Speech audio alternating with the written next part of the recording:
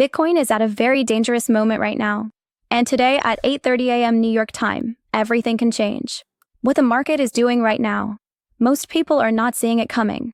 For the past few days, Bitcoin was stuck in a very clear structure, an ascending triangle. The question was simple. Do we break up? Or do we break down? We now have the answer. We broke down. And the problem is this. Since early November, the overall trend has already been bearish. So unless something unexpected happens, the most logical scenario is continuation to the downside, before maybe seeing a relief bounce. But today, something important can happen. At 8:30 a.m. New York time, we get a double US jobs report. This is one of the most important macro indicators for markets. Why? Because if employment data comes in weak, the Fed could be forced to change its narrative, and that is usually bullish for crypto. But here is the trap. The last data from September was better than expected. 119,000 jobs created. Now the market already expects bad numbers. 55,000 jobs for October. 25,000 jobs for November. So being even worse than already pessimistic expectations is not that easy. And as if that was not enough, there is another event most people are underestimating. This Friday, the Bank of Japan.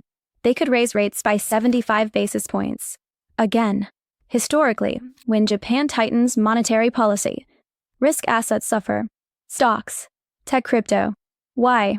Because Japanese investors repatriate capital. They sell risky assets. That creates strong selling pressure across global markets. If this scenario plays out, Bitcoin could continue to drop in the short term.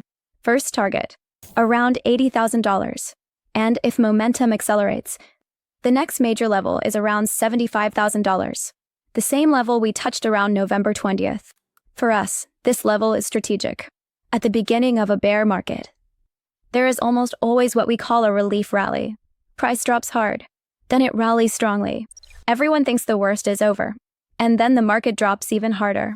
If the AI bubble bursts, if the US stock market really crashes, not -5 or -10%, a real crash, in that case, Bitcoin could go much lower, around $30,000, and it could happen very fast. Everyone would be shocked.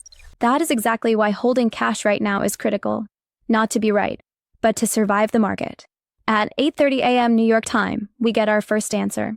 Either the market avoids the correction and turns bullish again, or the current correction gets confirmed and accelerates. Today, we will likely get clarity on Bitcoin's direction for the coming weeks.